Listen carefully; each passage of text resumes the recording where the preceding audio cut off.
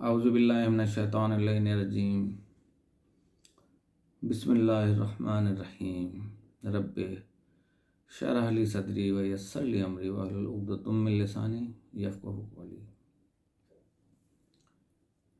میرے وطن کے ملکی اور غیر ملکی باسی اور میرے وہ دوست جو اپنے اپنے وطن میں رہتے ہیں، مجھے سنتے ہیں، مجھے دیکھتے ہیں، رسپانس کرتے ہیں، ان سب کو میری طرف سے السلام علیکم ورحمۃ اللہ وبرکاتہ۔ چند گزارشات یہ ہیں کہ موضوعات اتنے ہیں کہ کوئی روح کے متعلق جاننا چاہتا ہے، کوئی عالم ارواح، عالم برزخ، کوئی مارس کے بارے میں، کوئی ہماری زمین کے بارے میں، اور ابھی ہم جو موضوع ہمارا چل رہا ہے وہ عالم اسیر کا ہے کہ روحوں کو ہم کس طریقے سے اپنے پاس بلا سکتے ہیں۔ یہ اسی کا تسلسل ہے۔ انشاءاللہ تعالی جیسے یہ ختم ہوگا تو ہماری اور بہت ساری بیماریاں ہیں جن میں ہماری معاشرتی بیماریاں، بالخصوص ہندو پاکستان میں گھروں کے مسائل اور ہندوستان سے بھی تھوڑی سی دیر کے لیے ہٹ جاتے ہیں، پاکستان کی طرف آتے ہیں، تو جو ہماری اخلاقی اقدار ہیں اور ہماری سمجھ بوجھ، معاملہ فہمی، یوں سمجھ لیں کہ جس طرح برف باری میں یا سردی میں درجہ حرارت مائنس پہ پہنچ جاتا ہے، تو ہمارے آج کل کے مرد دو خواتین اپنی معاشرتی زندگی کے اندر کیسے سکھ پانا ہے، کس طرح اس کو خوبصورت بنانا ہے، ان چیزوں کو سمجھنے کے لیے وہ -100 تک نیچے ہیں، اور پھر گھر برباد ہوتے ہیں، گھر تباہ ہوتے ہیں، پھر پچھتاوے شروع ہوتے ہیں، آخر میں یا تو فیصلے ہوتے ہیں، وہ میز پہ بھی ہو سکتے ہیں اور علیحدگی کی صورت میں بھی ہو سکتے ہیں، اور یہ ہر گھر کا مسئلہ اس وقت بنا ہوا ہے۔ ہم اور ہمارے مفتیان دین، اسکالرز سیاست پہ پورا عبور حاصل رکھتے ہیں، الزام تراشی پہ مکمل عبور رکھتے ہیں، لیکن اپنے بچوں پر، اپنی بیویوں پر، اپنے رشتہ داروں پر، اور اس طرح جن کا میں نے ذکر کیا ان پر بھی یہ کہنا چاہوں گا کہ کبھی اپنا فریضہ سمجھیں اس کو کہ ہم اپنی نسل کو کیا دے رہے ہیں۔ بچے 5 سال کے ہیں، 4 سال کے ہیں، 8 سال کے ہیں، 10 سال کے ہیں، 15 سال کے ہیں، اور میاں بیوی کا جھگڑا ہوتا ہے، دونوں نادانی کا ثبوت دیتے ہیں، دنیا کے لیے جیتے ہیں، چھپ چھپ کے دروازے بند کر کے لڑیں گے، کبھی کھلم کھلا جو ہے خواتین کی بے حرمتی کی جاتی ہے، ان کو گھسیٹا جاتا ہے، لوگ مووی بناتے ہیں۔ کس درجہ ہم گر چکے ہیں کہ اس کے پاس مووی بنانے کے لیے ہاتھ ہیں، اس کو روکنے کے لیے اس کے پاس ہاتھ نہیں ہے۔ اسی طرح مرد جو ہے وہ 2 قسم کے ہوتے ہیں، اس پہ بھی انشاءاللہ، اور یہ اتنا اہم مسئلہ ہے کہ جس پہ ہمارے یہ تمام ماہرین، کہ جس پہ نسلیں ترقی کرتے ہوئے ملک کو ترقی دیتی ہیں، ان نسلوں پر والدین اپنا کیا حق ادا کر رہے ہیں؟ اس نئی معماری قوتوں کو وہ کیا سبق دے رہے ہیں کہ جب وہ اپنے والدین کو لڑتا ہوا دیکھتے ہیں، ان کے ذہن میں بچپن سے خوف بیٹھ جاتا ہے، یا تشددانہ ذہن کے اندر ان کے باتیں آ جاتی ہیں، کیونکہ جو وہ والدین میں دیکھتے ہیں وہی وہ اپنی عملی زندگی میں کرتے ہیں۔ تو ہم اس کے اندر پستی کے مائنس ترین درجے کے اندر ہیں۔ کوئی قوم اس وقت تک ترقی نہیں کر سکتی کہ جو اپنی اولاد کو صحیح تربیت سے آگہی نہ دے اور ان کے سامنے اپنے شوہر کی عزت کرے اور شوہر بیوی کی عزت کرے، کہ جب وہ بڑے ہوں تو ان کے ذہن میں ایک ہی چیز ہو کہ مجھے شوہر سے محبت ہونی چاہیے، مجھے بیوی سے محبت ہونی چاہیے، مجھے بیوی کی بے عزتی نہیں کرنی چاہیے، بیوی کو شوہر کی بے عزتی نہیں کرنی چاہیے۔ رہا سہا اس کے اندر جو کردار ادا کرتے ہیں وہ دونوں گھرانوں کے لوگ کرتے ہیں، بیوی کے گھر والے بھی، شوہر کے گھر والے بھی، لیکن بنانے کی بات نہیں کرتے ہیں، آفٹر ایفیکٹس نہیں دیکھتے ہیں، اس کے نتائج نہیں دیکھتے ہیں کہ کیا نکلیں گے۔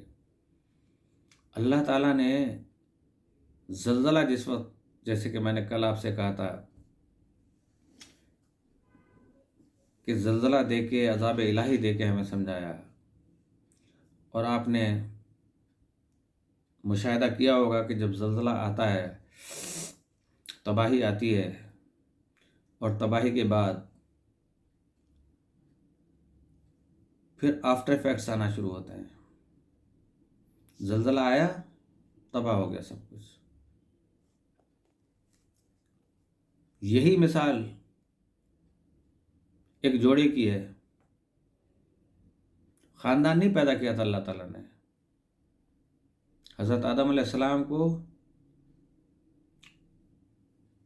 اور اماں حوا کو پیدا کیا تھا۔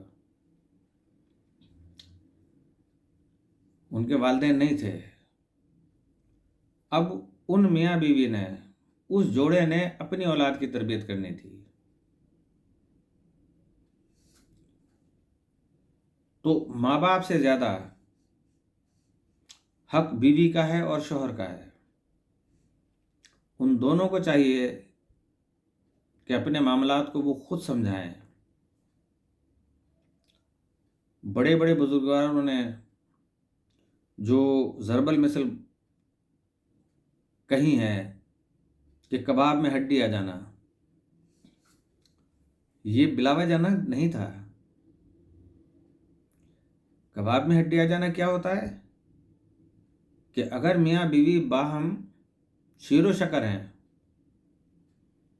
اور وہ عقل مندی سے کام لیتے ہوئے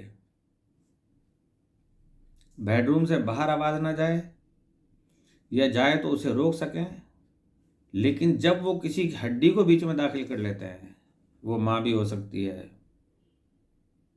عموماً مرد کی فطرت نہیں ہے،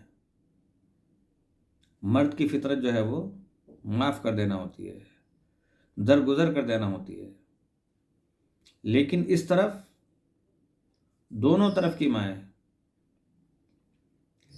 وہ کردار ادا نہیں کرتی ہیں کہ ہمارے بیٹے کے بچے ہیں، ہماری بیٹی کے بچے ہیں، چھوٹے ہیں، ان پہ کیا آفٹر ایفیکٹس ہوں گے۔ زلزلہ آ گیا، جان بچ گئی، گھر تعمیر ہو سکتا ہے، لیکن آفٹر ایفیکٹ سے بچائیں، اس کے نتائج بہت خطرناک ہو سکتے ہیں۔ لہذا ہمیں اپنی آنے والی اس نسل کے بارے میں سوچنا چاہیے کہ جو ابھی ماؤں کی گودوں میں ہیں، اسکولوں میں ہیں، مدرسوں میں ہیں۔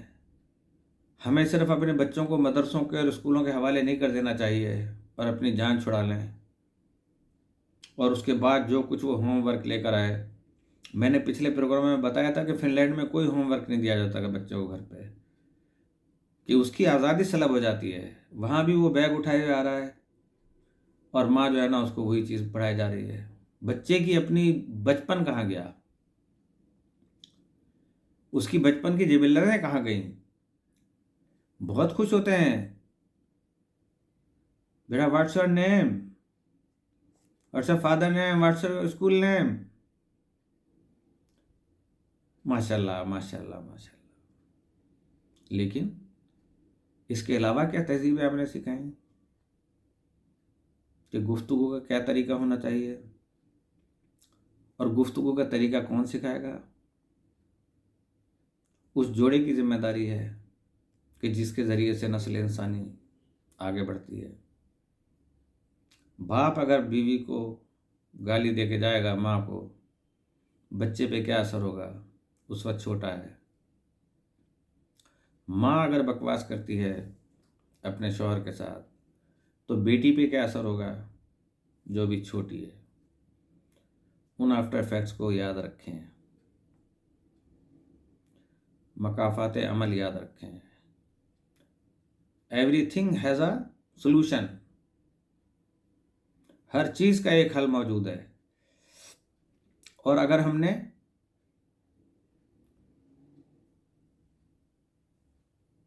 جب حل موجود ہے تو سمجھے پرابلم کوئی بھی نہیں.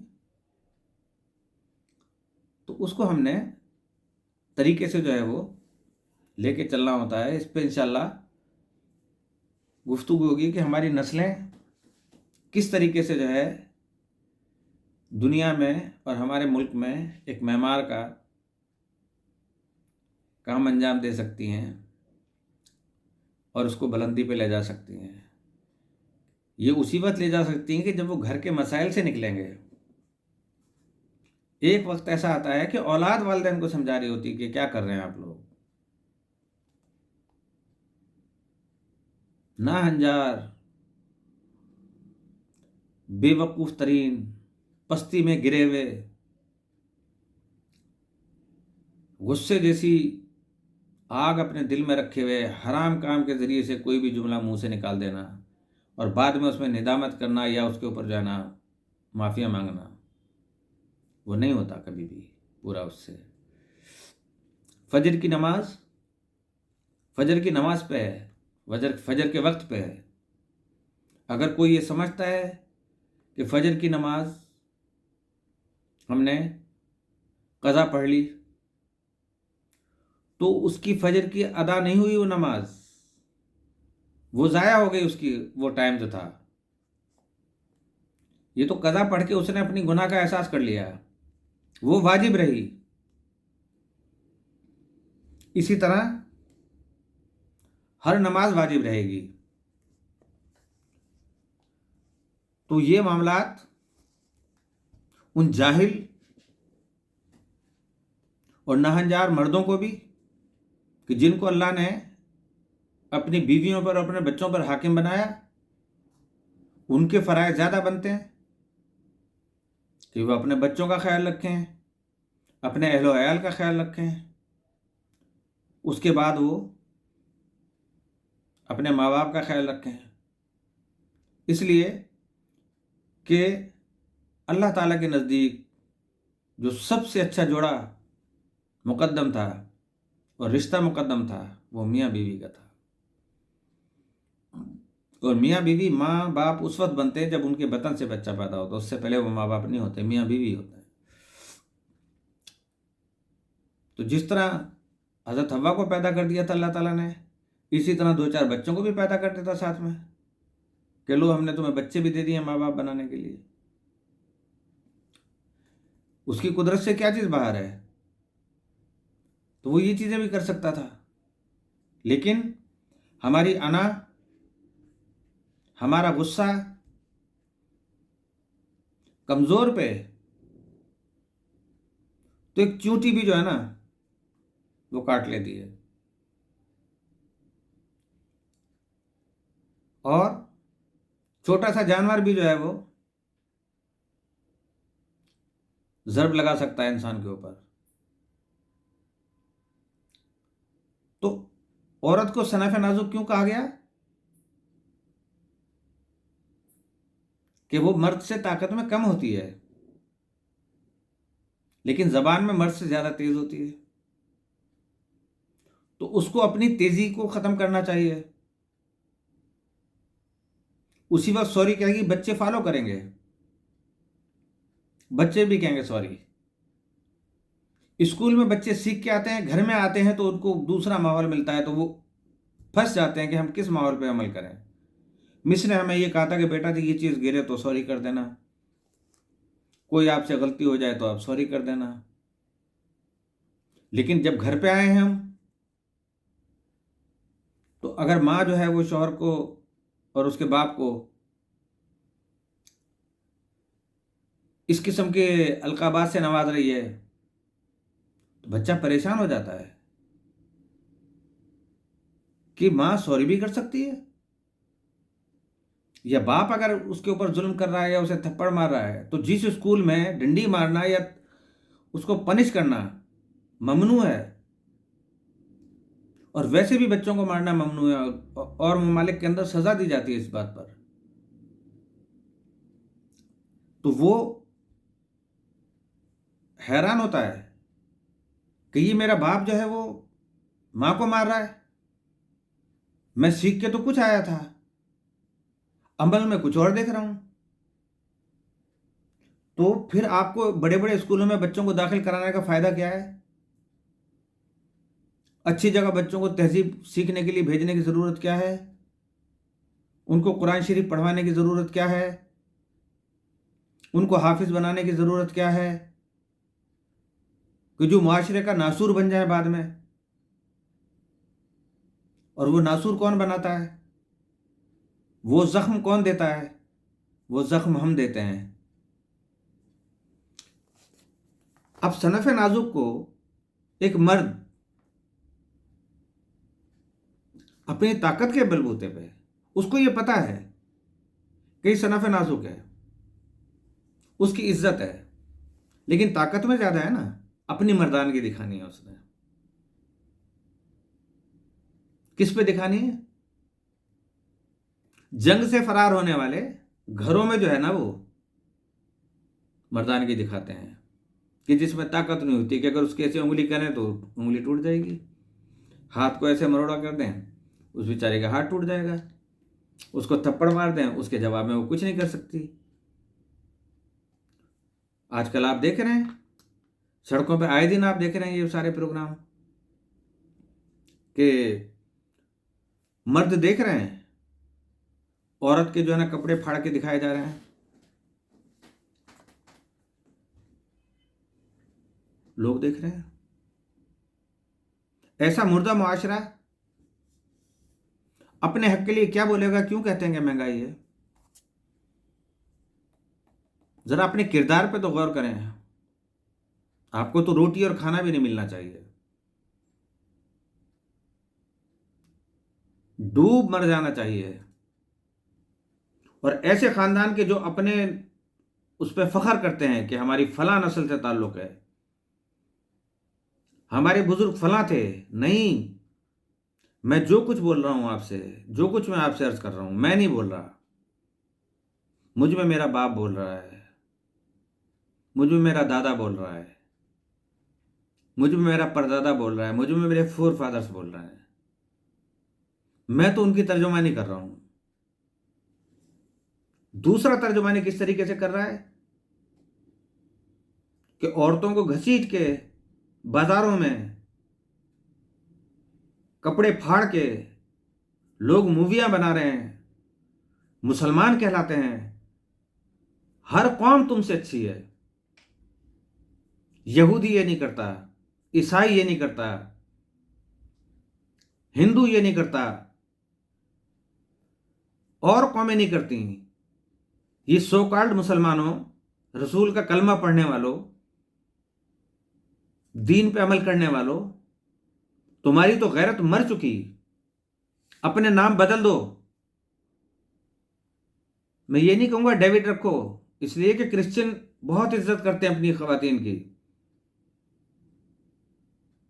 میں یہ نہیں کہوں گا یہودیوں والے نام رکھ دو. میں یہ نہیں کہوں گا کہ تم بلبیر سنگھ نام رکھو کہ وہ غیرت مند ہیں. یہ کون سے مرد ہیں کہ اپنے مردانگی ان پہ دکھا رہے ہیں، اور پھر سارے معاشرے میں آنے کے بعد ہمارے سارے ادارے خاموش رہتے ہیں. وہ آزاد گھومتا ہے اور ایسے چلتا ہے مونچھوں کو تاؤ دیتے ہوئے کہ جیسے کوئی بہت بڑا کام اس نے انجام دے دیا. یاد رکھیں کہ جس نے عورت پر ہاتھ اٹھایا، چاہے اس نے کتنا ہی بڑا گناہ کیوں نہ کیا ہو، طریقہ اسلام میں موجود ہے. جس نے ہاتھ اٹھایا وہ اس کا یزیدی کردار تھا. یہ یزید نے کیا تھا اہل بیت کے ساتھ، یزیدی فوج نے کیا تھا. یہ تماچے مارے تھے،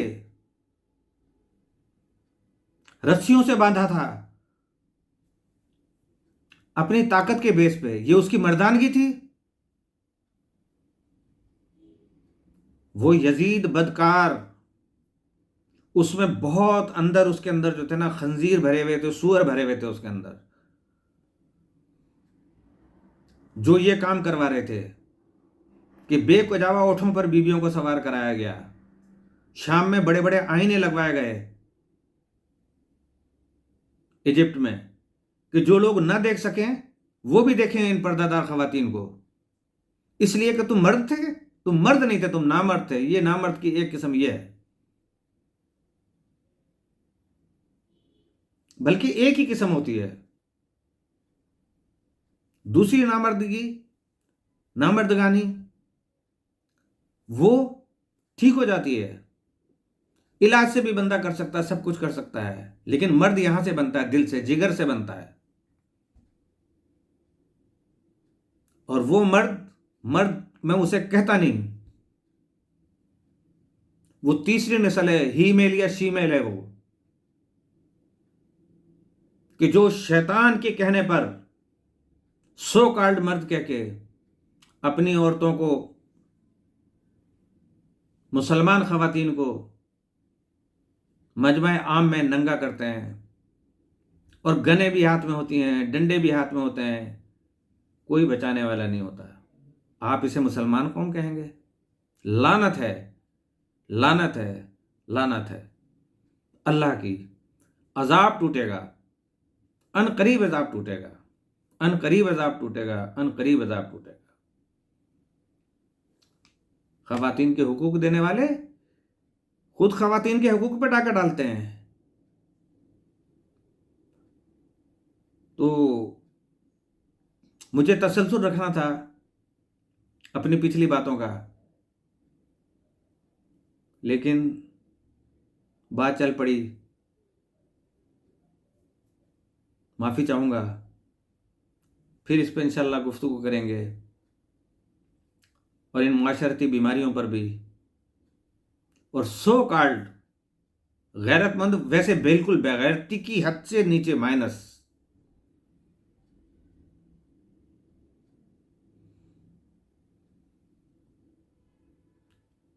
تو جو عورت کی عزت کرنا نہیں جانتا، جو اپنی بیوی کی عزت کرنا نہیں جانتا، چاہے کچھ بھی کیا ہو، اس کی ماں بھی بدکار ہو سکتی ہے، تو ماں کو مار دے گا، وہ ماں سے دوری اختیار کر لے گا.